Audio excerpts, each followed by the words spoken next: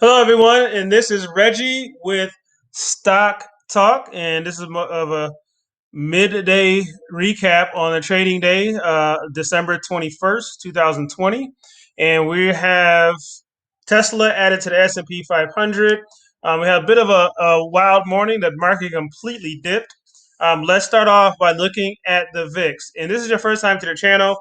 I do a technical analysis point of view of the stock market, trading charts and chart patterns on particular stocks and the overall market. So we always start off with looking at the overall market.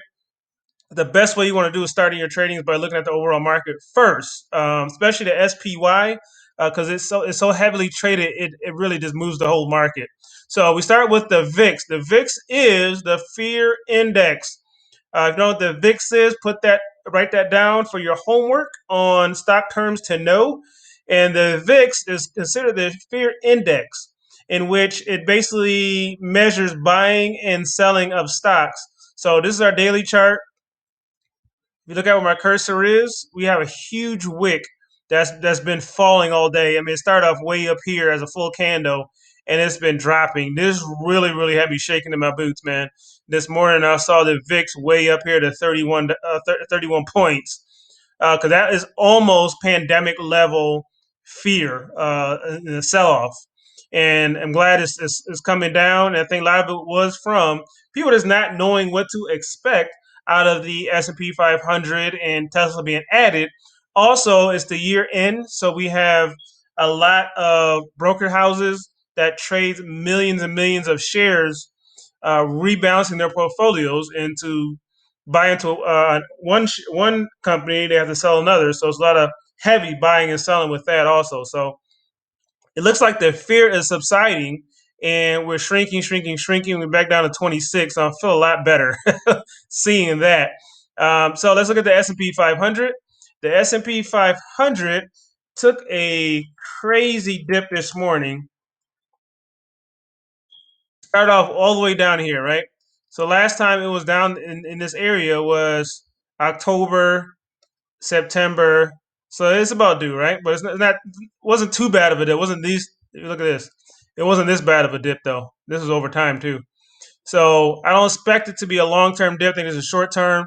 The Bollinger Band seems to agree. The Bollinger Band is this uh, chart here where you have a green line is a moving average. The top of the green line, the middle, and the bottom of the green line are starting to consolidate. So the price movement usually stays within the Bollinger Band. And then you have the moving average here, which is the middle line. So right now the 20-day moving average is support for the Bollinger Band, and we have another support that I drew trend line for 362 or 362 and a half. So that's getting our support right now. So the trades I did today, I actually traded the SPY and I bought down here. I got confirmation. I bought right around the $64 mark, and I'm buying towards the upside for Wednesday. So that's the risk I'm taking. I think this is temporary, and we're starting to see a bit of a recovery. So we're starting to see strength come back into the market. We have a huge sell off on Friday, and now it looks like the buyers are back. We had dividends report, and the RSI on the daily chart is showing some selling still. It's still undecisive in the middle. Our MacD showing downtrend, but our afternoon session we do have some buyers coming back. We'll see if that holds. Let's take a look at the hour chart. So 1 hour chart's trying to form a reverse flag. But we've got strong buying coming in now for this hour, which is 12 o'clock Eastern Standard Time. And our SIR indicator shows downtrend, but we're getting weakness. So you have failed breakouts here. So if you look where my cursor is at the 363 mark, it's showing strong support, and we've got failed resistance with these long wicks. So it looks like we're starting to head toward the upside. Hopefully we hold. So that's our S&P 500. From a technical analysis point of view, we are looking to hold this 362 support. If it fails, then our next level will be 358 support. And I don't see it dipping below that, but if it does get lower, we're looking at 354 support. Our RSI indicator is showing over for the 4 hour is showing oversold. So we're starting to seeing it's reversing, which means buyers are starting to come back. And our MacD is still showing a bit of a downtrend. So the MacD is going to need a little bit more convincing. So let's get into some stocks. My picks for today, something you should put on your watch list and check out, is TPIC, ticker symbol TPIC, TPI Composites. I've been watching this one for a while. We have solid uptrend, a breakout to the upside. Let's go to the daily chart. So it was trading in this channel and just recently had a breakout. I've been watching it. I wait for a third candlestick so to confirm. Actually, that second one was strong enough. That's actually confirmation enough. But here's the support. Let me draw a line. Here, I mean, not support, excuse me, was support now, but resistance. This was the resistance line, and we had a double top. The double top is boom, hits resistance, bounce down hard, came back up, boom. You almost got a triple top with the other candlestick. Hit, looked like it was about to break out, right? Because you had two strong green candles, and then boom, selling, dropped, and then it came back with a vengeance, and just blew through the top. So that's our triple top or double top, depending on how you see it. And it's breaking through. And let's see where it's headed. Let's draw a trend line.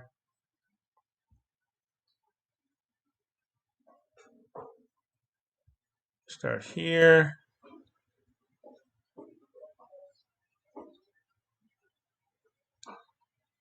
So we're looking about 355 for our next target, because now it's in the stratosphere. Well, 355. Let's zoom out a little bit first though before we confirm that. Yeah, we're looking at 355. So this is going through the stratosphere. So yeah, this is the all-time high for this stock. So it's kind of hard to determine a pullback period. So this is the type of stock you pretty much got to watch and set alerts for. But it's got strong momentum. It's got strong volume. So definitely keep that on your watch list. Take a small position. The options are pretty cheap on it too. So another one I want you guys to take a look at is Snowflake. Snowflake is look like it's maybe forming a little bit of a head and shoulders pattern here. As you can see, there's a little baby head and shoulders pattern. So we got here, shoulder, down, here. So I would expect it though to pull back here. So let's give us a day to see where it's going. But Snowflake looks good. But if it does pull back, expect it to pull back here and then break through, but wait for confirmation and break through and start heading north. Snowflake is a really good stock. Snowflake, if you don't know, is has the 90% of Fortune 500 companies as its clients.